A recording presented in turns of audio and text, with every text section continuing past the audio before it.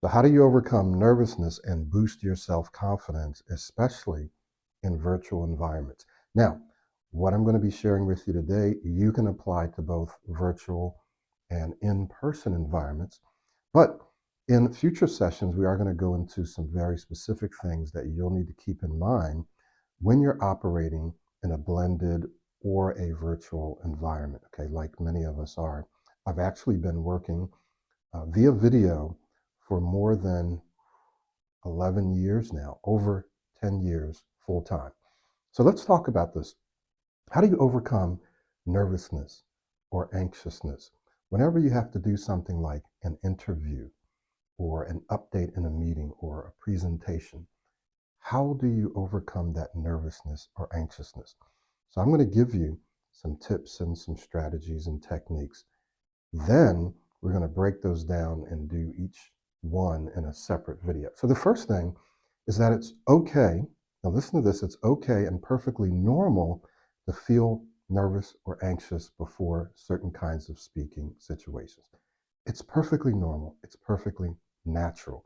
So don't feel like you're not supposed to feel a little anxious or a little nervous. Now I know what you're saying. You're saying, Michael, I don't just feel a little nervous or anxious.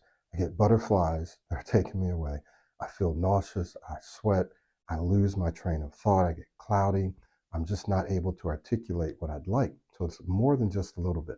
And I understand that, and we're going to deal with that. But just remember that it is okay to feel nervous or anxious and still perform well. That is, you can still perform well even though you feel that way. So let me give you three very specific strategies or techniques that you can use, in some cases immediately, to help you overcome that nervousness and boost your self confidence. Now, the first one is what we call reframing. Reframing. Now, you probably heard this before. What do we mean when we say reframe? We mean instead of thinking about or saying to yourself, I have this big event coming up, I'm feeling nervous, I'm feeling anxious. Instead of saying that to yourself, you're going to say instead, I feel excited. I feel really excited. I'm enthusiastic. I can't wait to do this. So, what you're doing is you're taking an experience that you're about to have, or you're taking an experience that you're actually having, right? The way that you feel. You're taking that and you're changing the way you're looking at it. Instead of looking at it like this event or this experience that's going to suck the energy out of you, you're looking at it as something that's going to infuse energy into you, that's going to give you energy. Okay? So the key here is in what you tell yourself, because if you've already been telling yourself, I'm nervous, I'm anxious, then you're actually going to be draining yourself of the energy that you need to project, right? To say what you want to say in the way that you want to say it, in the way where you're engaging people. You're going to be draining yourself. You are going to be allowing your amygdala to take over, right, and hijack your mind and hijack your thinking. I did a whole video on that, and we'll try to put a link for that to you. Okay, so you're going to reframe by literally saying, you can say it audibly or you can say it to yourself, and you can't just say it once. You have to continue to say it over and over. I'm excited about this meeting. I'm really excited.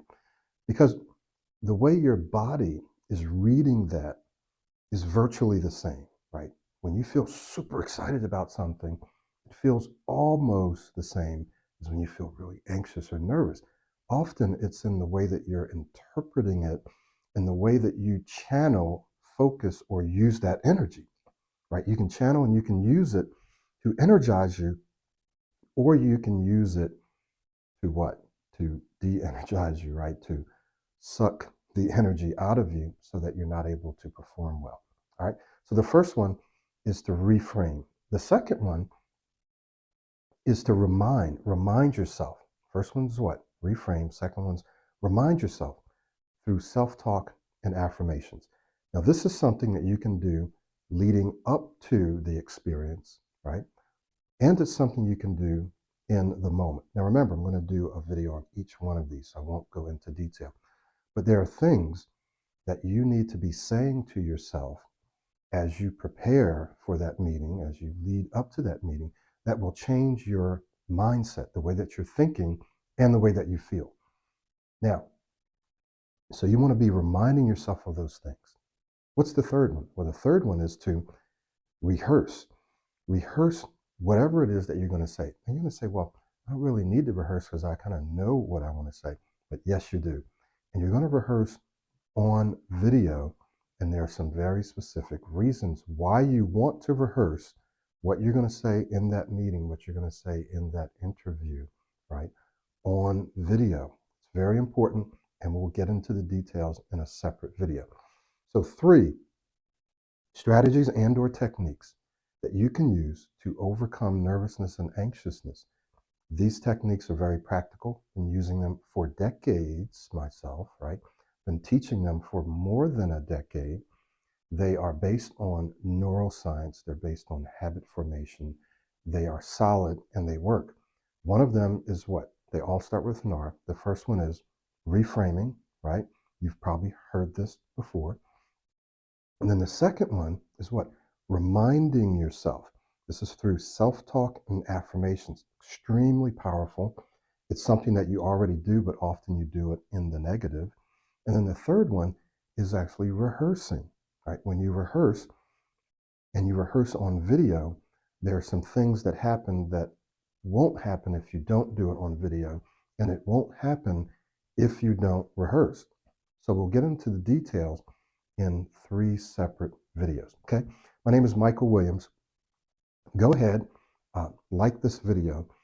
Ask me questions if you have questions about this content, or you have questions or challenges that you're facing that you want me to address in future videos.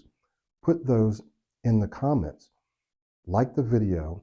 Make sure that you subscribe to our channels, and make sure that you are following us so that we can get you the information that you need to take your communication skills to the next level. Okay? So go ahead, leave a comment for me, and we'll get back to you. Thank you so much, and I'll see you next time.